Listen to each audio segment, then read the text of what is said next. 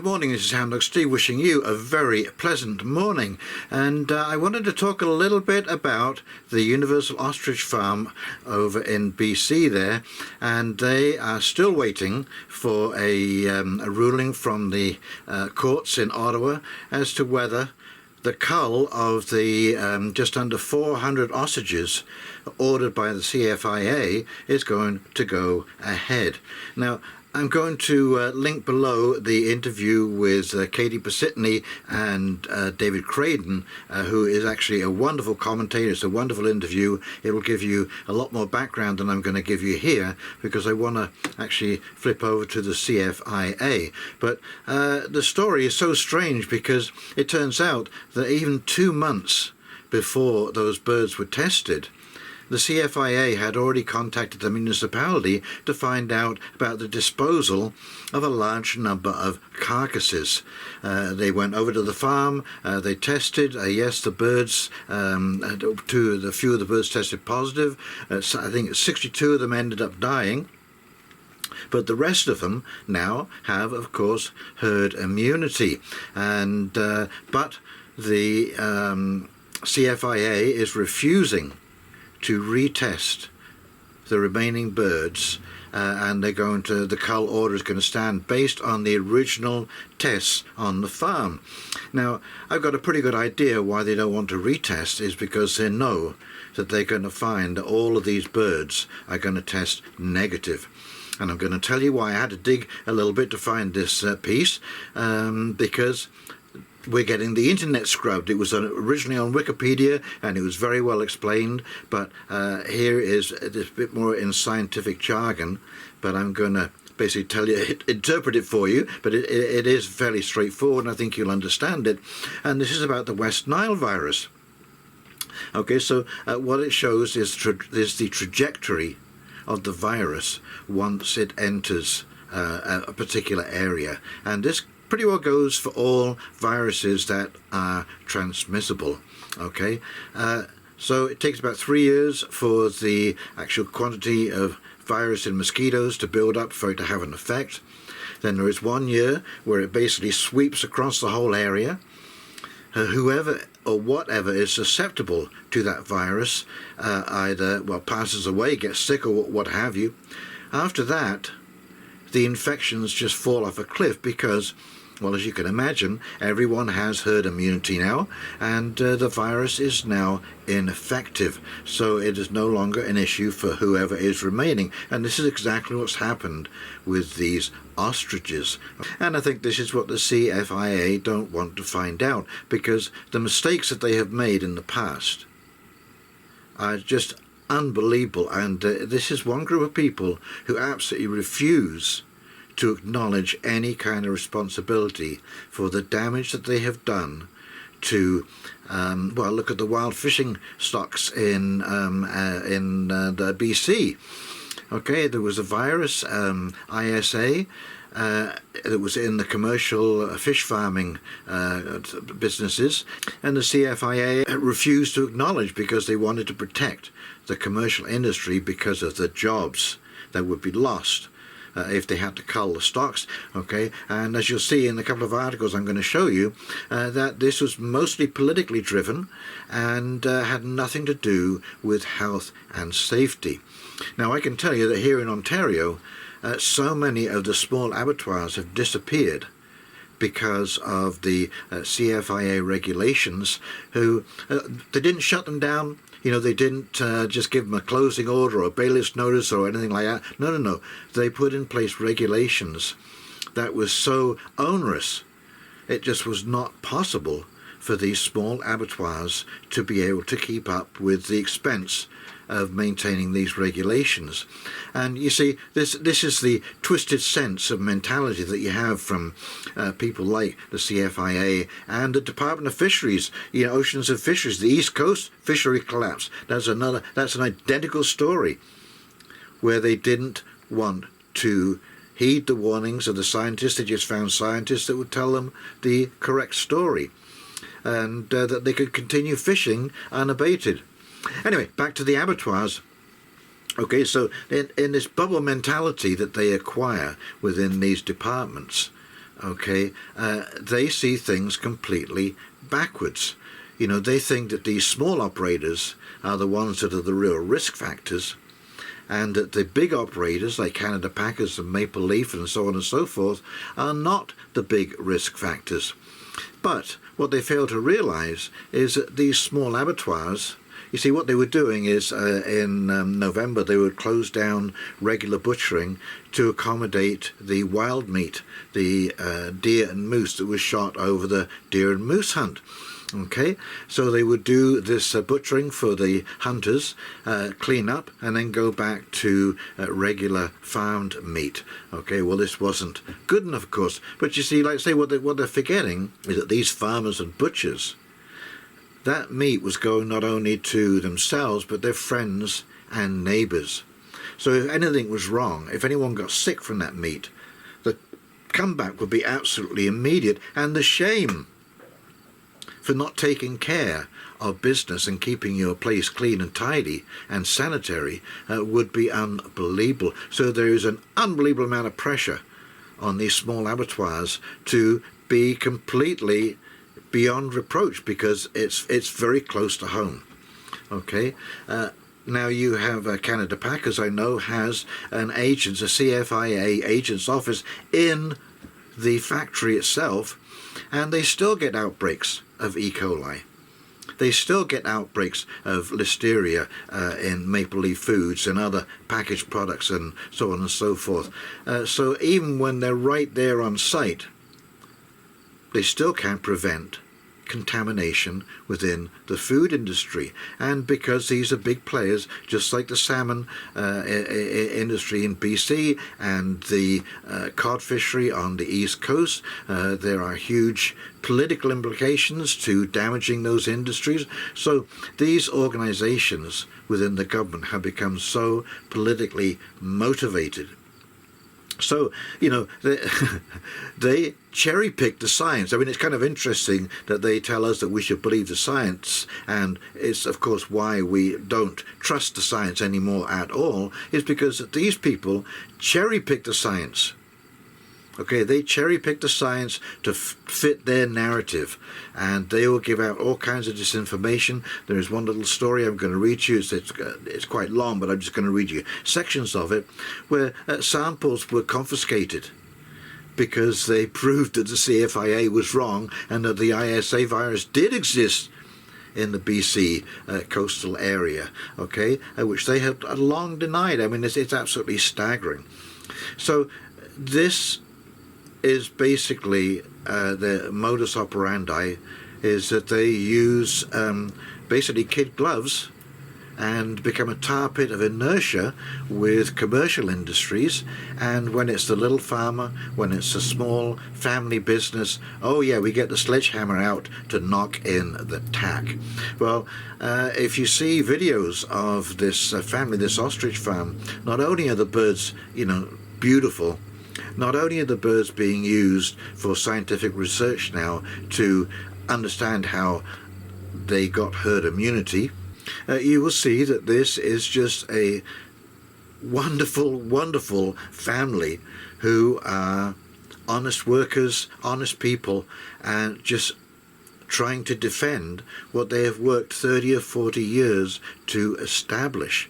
Like I said, the trail of disaster and broken families and broken businesses that are trailed behind the CFIA and the Department of Fisheries and Oceans is absolutely staggering. And they care not. They care not for these people. It doesn't matter that they destroyed their lives or... no. They have to be right. And they are really... They're awful. I don't even know why these agencies even exist, because like I say, when they needed to do a job, they don't do it, and when they are basically overbearing, they're just going full force and trying to, you know, destroy small family farms. And this is, you know, the Universal Ostrich Farm is not a unique case. It could happen to anybody, anywhere, at any time. And so I am so glad that this has got some social media attention. I don't know how many people will watch my video, but hopefully, you know, it's a significant number, and those people will pass on or look up these people on Facebook and support them. I mean, you know, they're using their own money to fight their own tax dollars in the CFIA. I mean, it's just staggering. You know, you get to pay twice, so you can have, you know, government officers beat you up. I mean, like, it's staggering, folks. It's absolutely staggering.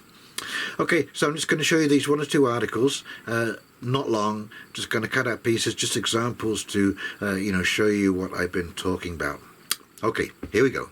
So this is from PLOS ONE. It is a peer-reviewed research article, and you'll see what I mean about the language. Antecedent avian immunity limits tangential transmission of West Nile virus to humans.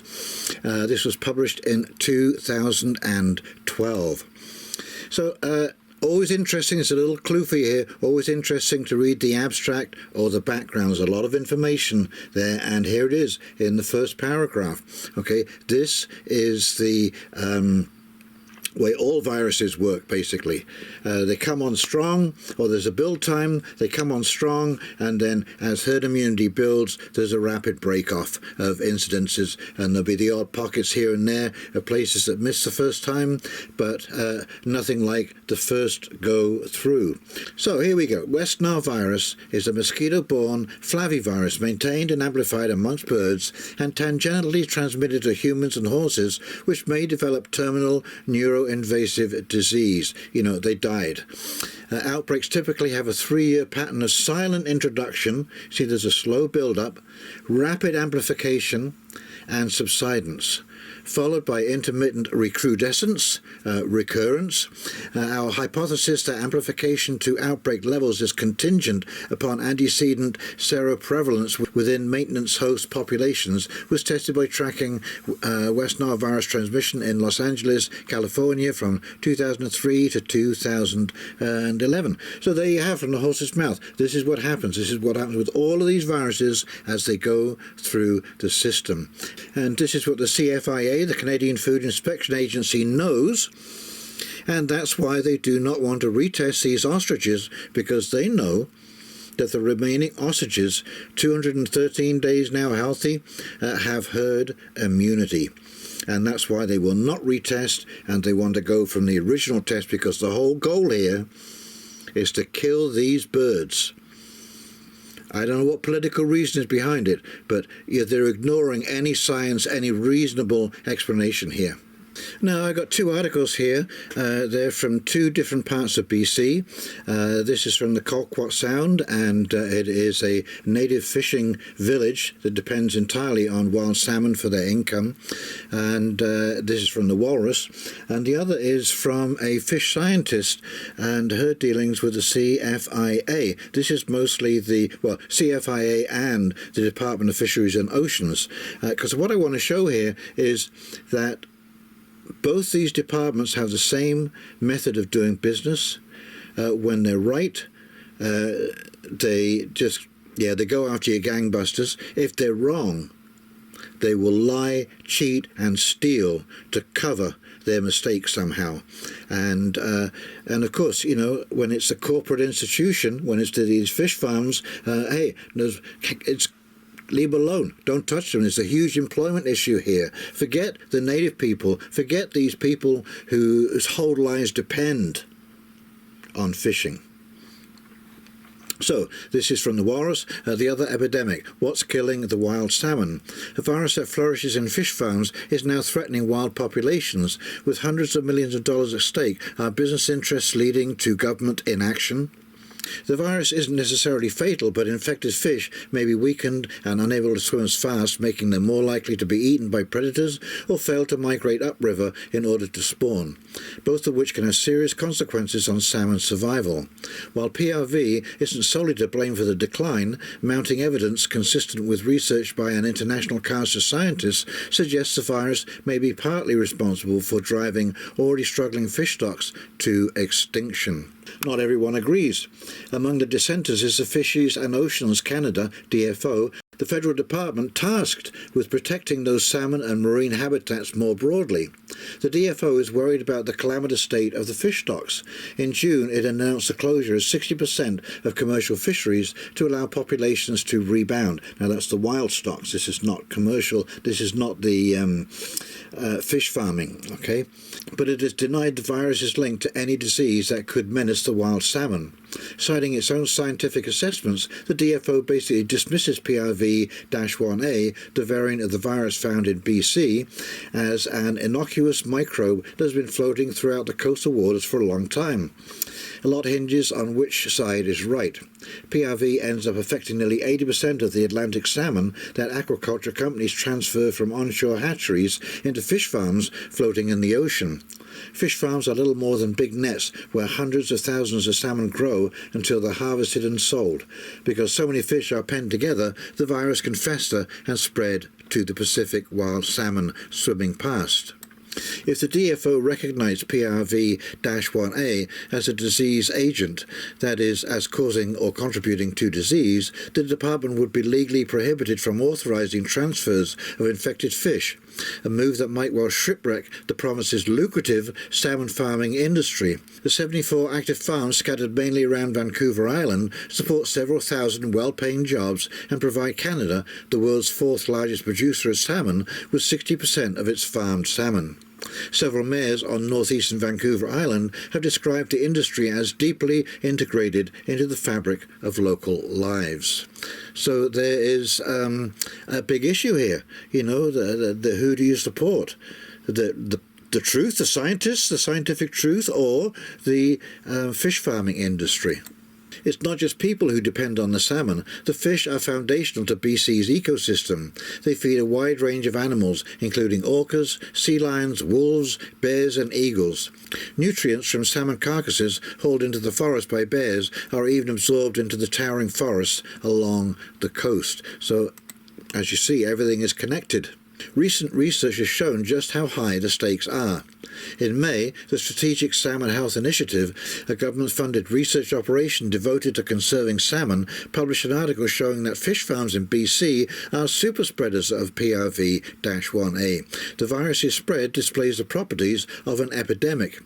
Feral ecologist Gideon Mordecai, lead author of the paper, emailed the DFO urging the department to not continue to perpetuate a false narrative that the virus poses minimal threat to wild salmon. Well, false narrative, huh? That false narrative runs deeper than many Canadians realise. As part of their litigation, I'm going to mess this up, the Namgis have collected a trove of internal DFO records, including drafts of scientific assessments about PRV-1A and emails between government scientists. These documents and others obtained via access to information requests were shared with me by the First Nations lawyer and by marine biologist Alexandra Morton, who has been chronicling the DFO's alleged mismanagement of the West Coast fishery for 30 years. Yes, you heard that right, 30 years of mismanagement.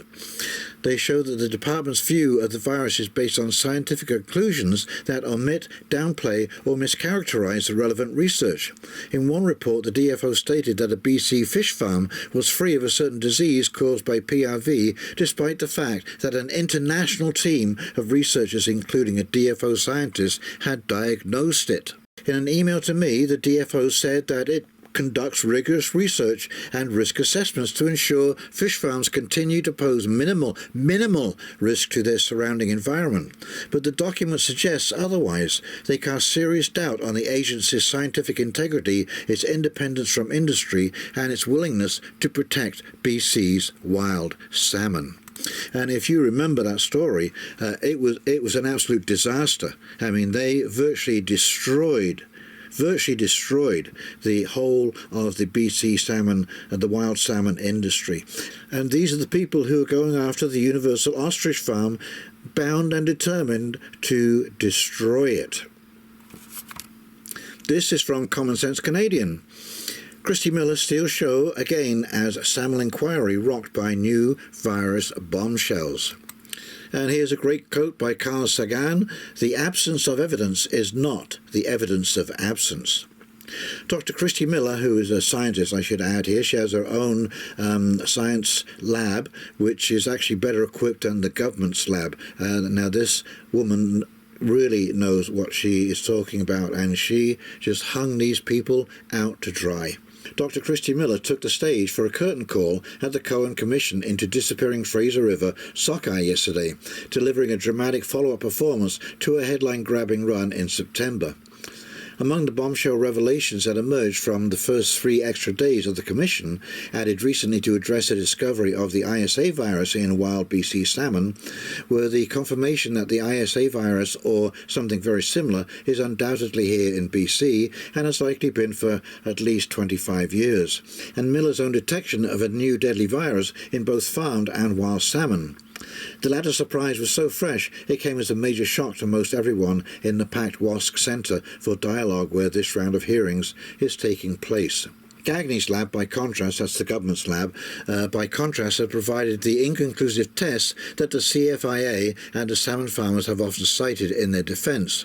Note, and this is a very important note, not negative results but rather inconclusive, for she has turned up positive results which were dismissed because they didn't meet the lab and CFIA standards for an official positive result.